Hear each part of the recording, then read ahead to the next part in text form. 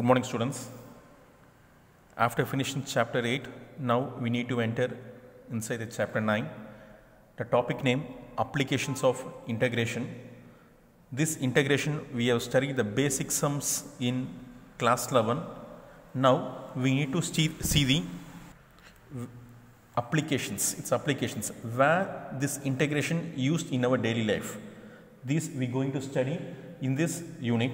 So first, if we are going to see the first sum in exercise 9.1, this is exercise 9.1, exercise 9.1. In exercise 9.1, totally 3 sums. One is left hand rule, another is right hand rule, the next one is midpoint rule. It has only 3 formulas: left hand rule, right hand rule and midpoint rule. I am not going to write formula separately and I am not going to do the sum. While entering inside a sum, the first sum, I am going to teach the formula and I am going to derive the sum, first sum. The same second sum is, this sum is left hand rule, the second sum is right hand rule. I am going to derive and going to put the formula, I am going to substitute. The same for midpoint also. I am not going to introduce any formulas before. I am going to derive the formula, derive the sum. While deriving the sum, I am introduce the formula, because these sums are very easy.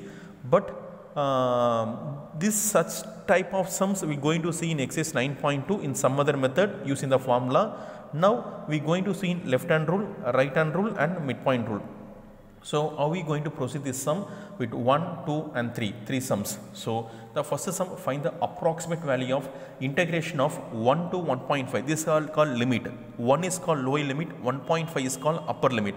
Lower limit and upper limit 1. This is called lower limit, this is called upper limit 1 and 1.5. By applying left hand rule with a partition of 1.1, 1.2, 1.3, 1.4 and 1.5. It has a partition. This x into dx 1 to 1.5 partition. After 1 there will be 1.1, 1.2, 1.3, 1.4, 1.5. Before that I am going to draw one straight line. I am going to draw a straight line. This I am going to take this 1, this is 1.5. This is nothing but lower limit, this is called upper limit. Lower limit and upper limit, lower limit and upper limit. So I am going to partition this 1 and 1.5 using they given us 1.1, next one is 1.2, next one is 1.3, the next one is 1.4, after the last 1.5. So this is the first interval, this is the first interval, this is the second interval. 1 to 1 is the first interval, 1.1 to 1 is second interval, this is third interval, this is fourth interval, this is fifth interval. How many partitions have done? 1, 2, 3, 4, 5. Nothing but n is equal to 5. Keep it as it is. N is equal to 5. See the intervals 1 to 1.1 first interval, 1.1 to 1.2 second interval, 1.2 to 1.3 third interval, 1.3 to 1.4 fourth interval, 1.4 to 1.5 fifth interval. This one I am going to take it as x0, 1.1 x1, 1.2 I am going to take x2, 1.3 I am going to take x3, 1.4 I am going to take x4, 1.5 I am going to take x5, but this is no need, because 1, 2, 3, 4, 5, this one we need, n equal to 5. So this was given the left hand rule. Left hand rule means from left to right, left hand rule. This is left hand rule, left hand rule, left hand rule. If I am going to take right from year to year, it comes on right hand rule. This is called left hand rule, this is called right hand rule. So in question they are given the left hand rule, so I am going it from year to year, from year to year. After doing this, I want to make some assumptions here. This is x. Let f of x is equal to x. This is our first assumption. Let x is equal to f of x. This one I am going to consider as f of x. F of x is equal to x. The lower limit is nothing but 1. I am going to take it as a equal to 1. The upper limit 1.5 I am going to take it as b. B is nothing but 1.5. A is equal to 1, b is 1.5. Now only the partitions. How many partitions have been done? 1, 2, 3, 4, 5. So this is n is equal to 5. These are the very, very important criteria we need to take it down before doing the sum. First one is f of x, a, b and n. After doing this, see what is the width from 1 to 1 point. What is the width of this one? Is width. This width we can take it as h. This width we can take it as h, or some it will tell us delta x. H or delta x. 1.1 to 1.2. What is the width? 1.2 to 1.3 width.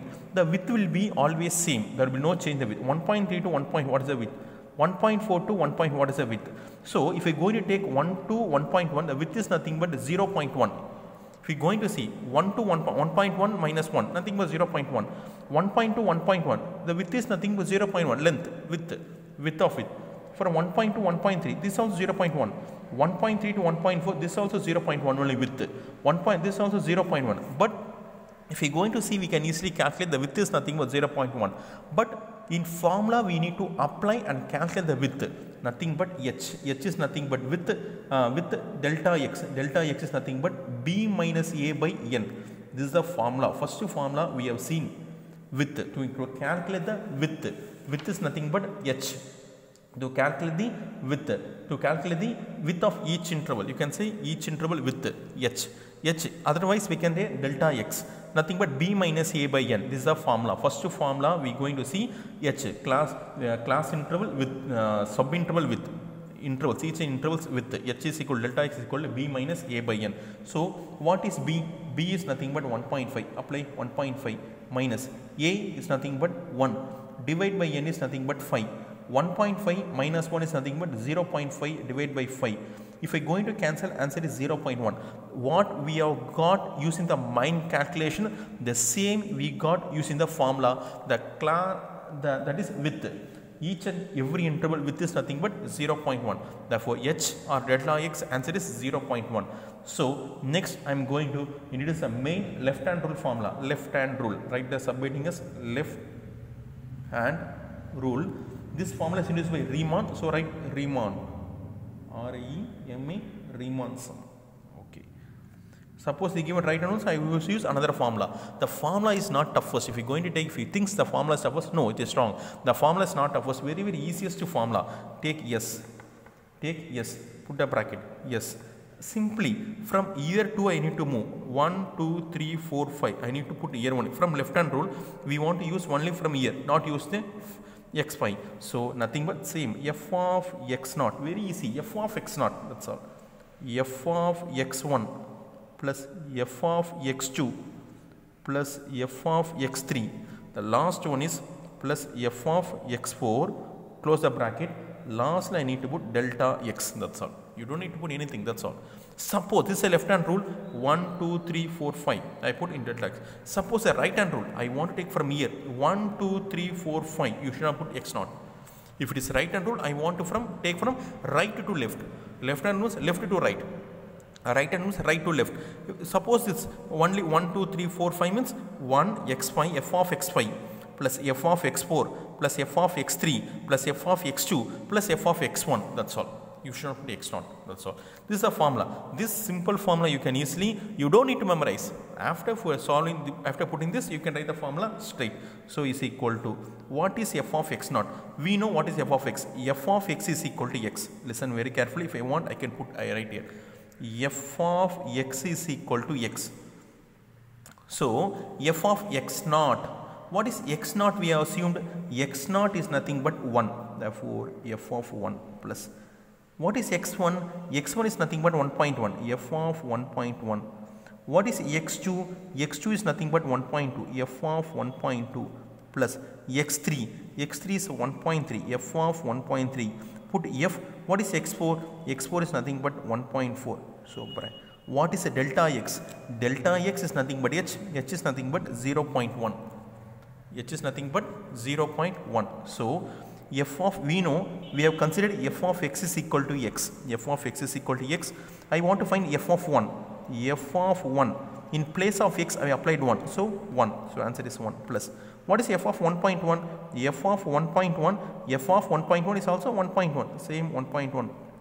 This will be 1.2, 1.3, 1.4. Close the bracket and multiply with 0.1. Close the bracket and multiply with 0.1.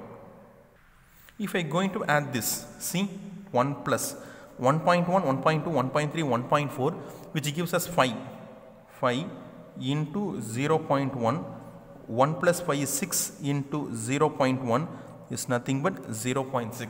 This is the answer for the first sum. Very easiest sum. Very easy. If it is x is no problem. Suppose in seconds we are given x square.